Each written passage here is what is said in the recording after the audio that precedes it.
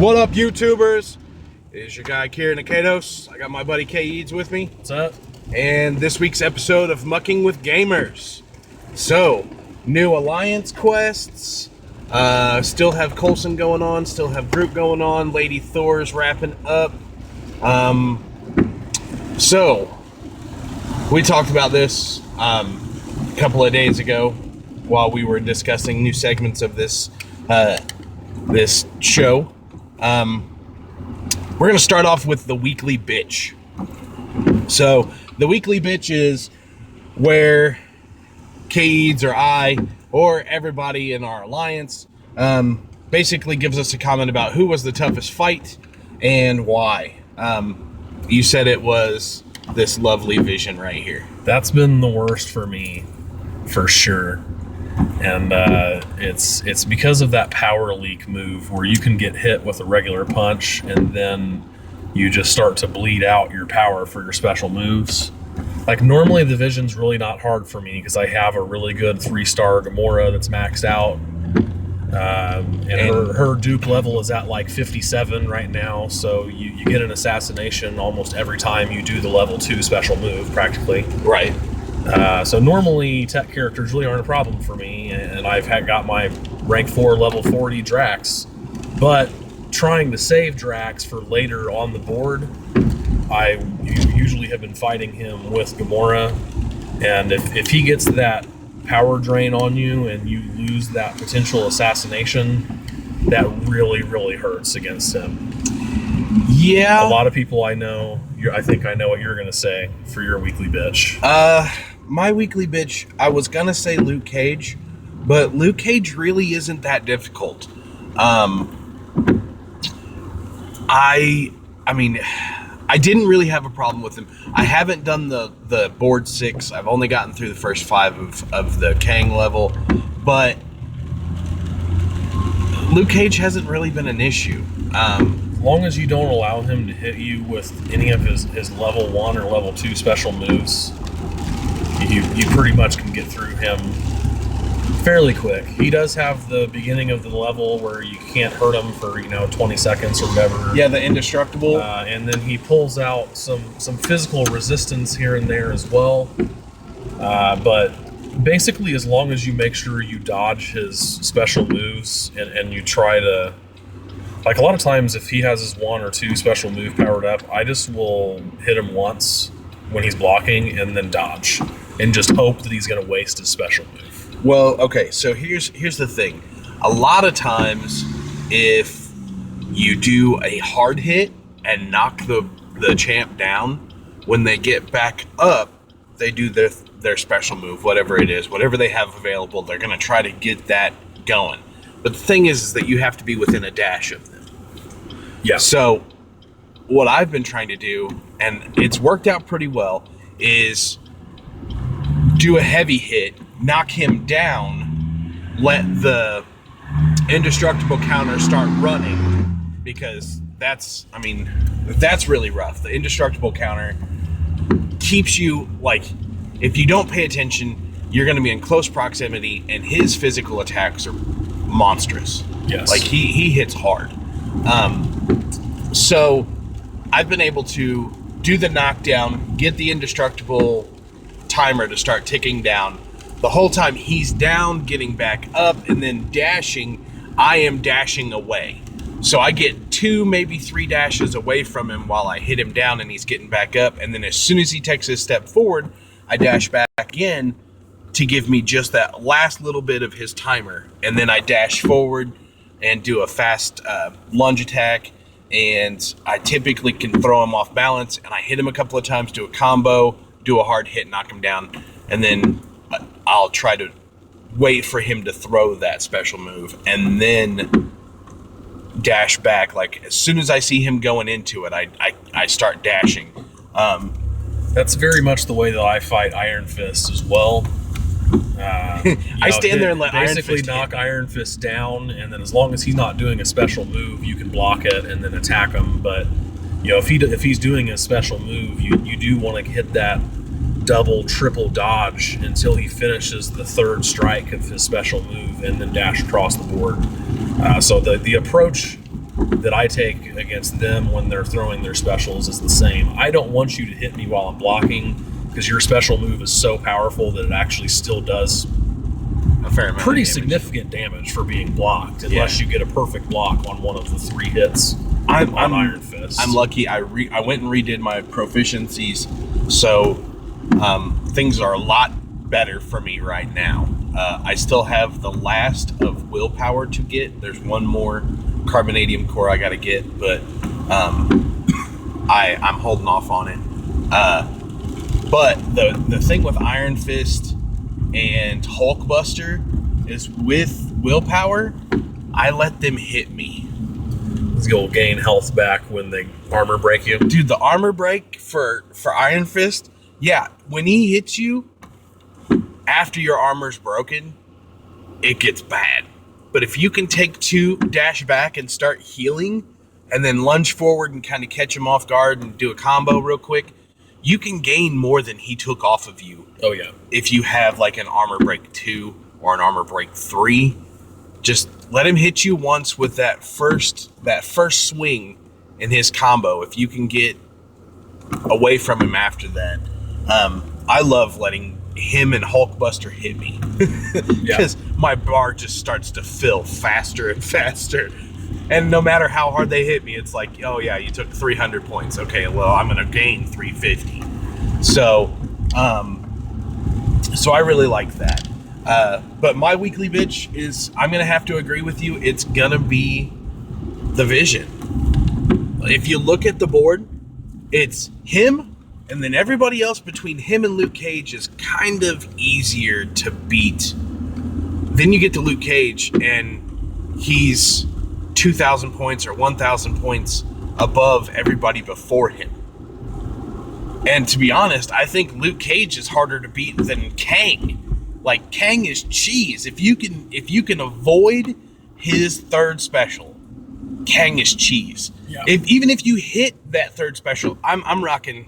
I like you have a duped up Drax 4-star, but mine's not 30-30. Mine's just or mine's not 40-40. Mine's just 30-30, 330 or whatever. But I took his 3rd star special, or his 3rd bar special, with no problem. Yeah. And was just like, psh. Now you will suffer fury. Like, Drax is a beast. I'm not a big fan of the Guardians of the Galaxy. Maybe it's mostly because I have a 4-star Rocket, I have a 4-star Drax, but I do not have a 4-star Star-Lord or a 4-star Gamora. So, and neither of those characters are maxed out. And my 4-star Rocket is sitting at 220 because I don't want to take him any higher. Like, I do not have any desire to use that character. He's got such a little health that it's kind of a waste. Yeah. But Drax is a beast. Even without any synergy bonuses, his fury and the bleed capability that he has now with the freaking daggers all the time is monstrous. I had a 4 bleed on Kang and a 5 fury all at once. I took him out with Drax with no problem. Oh yeah. Just no problem. Just whatever, dude. Easy. The one I am worried about is the 40,000 point Thanos at the end of the Coulson boards. I haven't even started the Thanos quests yet. Being that you have a 440 Drax, you've got a good spot. Now, and you have a Mystic character, right? A Mystic Champ 40? No, 4-star? I have rank 3, level 30, 4-star Juggernaut. Hey, but that's still and Jugs is not bad. No, he has a lot of health. But no unstoppable. No unstoppable, though. That's the only bad thing about my Jug right now. I also have a rank 2, level 20 Magic, who I'm planning on leveling up this week after our save is over, mainly because she synergizes with my 4-star Juggernaut, and she synergizes with my 4-star Colossus, who I'm already collecting. I have enough mutant catalysts to get my 4-star Colossus up to rank 3. No, excuse me, up to rank 2 right now. And then next Monday, right off the bat in the morning, I'm immediately jumping into the tier 3 mutant catalyst board and I'm going to play the shit out of that until I get one Mutant Catalyst Tier 3. Colossus is awesome. I agree. Colossus, actually, the X-Men have always been my favorite group as far as reading comics. I mean, they are Marvel's premier group. They are. And in fact, the X-Men almost was going to be canceled when they introduced the team that first brought Storm, Wolverine, and Colossus, Nightcrawler. All of those characters saved the X-Men franchise, and it's proceeded to become one of their best-selling franchises over time. Yeah, without the X-Men movies, though, there would be no Marvel Cinematic Universe. Like, absolutely. Spider-Man, X-Men, they really kicked it off.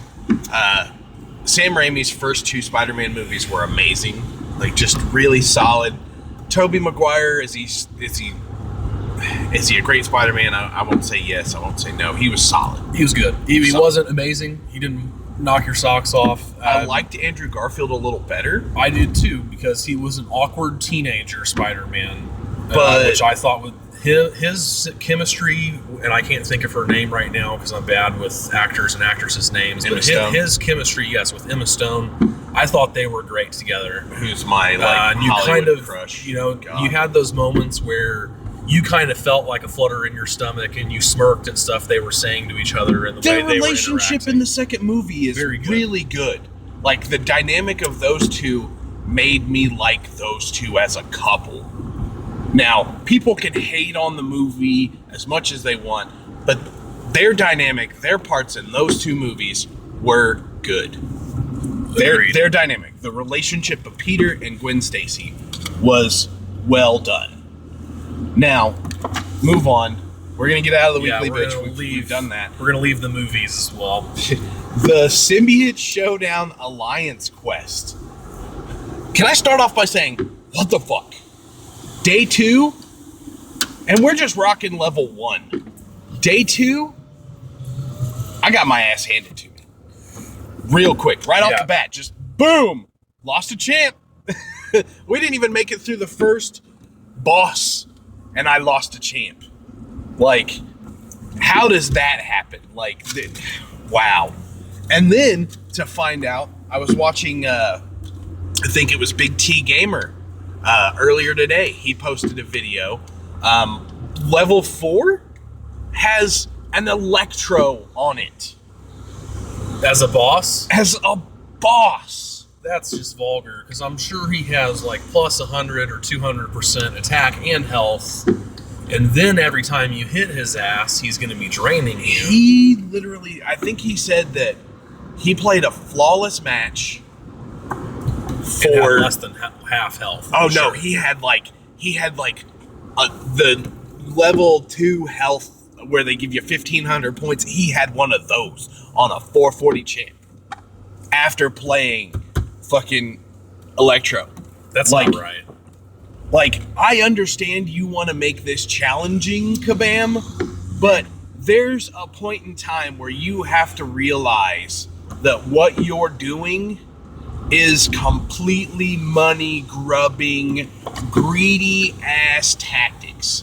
Throwing an Electro on a board like that is ridiculous. It's like Wolverine Realm of Legends all over again. Well, I think that their idea on the bosses, once you get to level 3 especially, it's almost like your team has to have a dedicated person to fight that boss that has the best type of character against that boss. And you're sacrificing 1 or 2 of that person's players right away.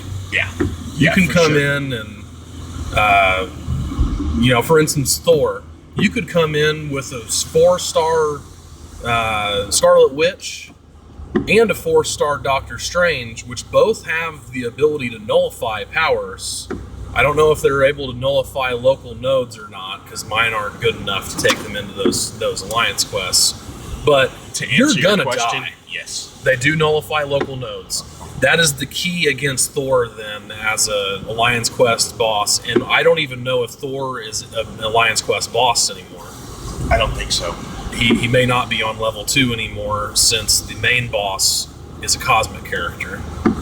So, he'll probably be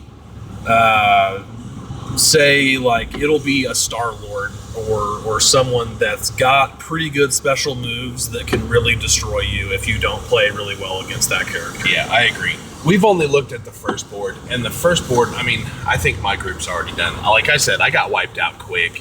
Yeah, my group's already done. I'll go ahead and finish this up, and we can't even spectate on the other teams because they're pretty much finished, I think, too. I think we got a full triple win. Our group 2, shout out to our group 2 because all of those guys play like, I don't know if it just happens to be that the time zones that you all live in line up really well. You do communicate more than both of the other battle groups, probably, I'm sure, with Defrost and Ace in there. But you guys were at like 75% before I went to bed last night. The board had been up for like 6 or 7 hours, and they were on the second half, already had people waiting at Venom's doorstep. You know, Group 3 is at 83%, so we can take a peek at some of the board right now. The new level hasn't come up yet, but let's take a look at this. One thing I do like about this is they got rid of Ultron's drones and they have symbioids as the characters on there now that are not named characters from the books. Yeah. So that's kind of cool. It switches up their fighting style a little bit. They do have different special moves than the Ultron drones. So that's cool because that creates a little bit of difficulty for us. It changes things up. Gives a little more difficulty because you have to learn how to fight again. Right. It does seem to me like we'll say named characters, the Magnetos and Storms and Spider-Mans in the front half and back half of the board, those are all the same, I believe. So as far as the classes of characters that you're fighting against when you go into level 1, that has not changed beyond having a cosmic boss at the end of the level instead of tech. Yeah. That's the only thing that's changed, which is actually kind of nice, I think, because that will still allow some people with good cosmic characters to come in and really blow through paths that have tech, but then the other people that have the mystic characters that used to really not be as helpful except for on one path on the second side of the board had all cosmic. The mystic characters now can dominate that boss after you've used your other people's cosmic to play through a lot more of the board because there's more tech enemies. Yeah, I've personally got to figure out, now that we've switched over, I need to figure out who I'm taking into the Alliance quests. I've been considering changing once I get my Magic and my Colossus up to rank 3 level 30. With you, I would change. It may be worth it for me to change and test it out. Now, once we go to the harder boards, I'll have to go back to Guardians of the Galaxy probably, so I have Drax. Right. Because he can just survive so much longer. At this point, I have 13,500 health with my Drax. So that's nice. He lasts forever. And then if you get, like you were talking about, get a couple armor breaks on you, and you're just racking up health healing. Yeah, he's a beast. He is a serious beast. I switched up and I took in Hulkbuster, Hulk, and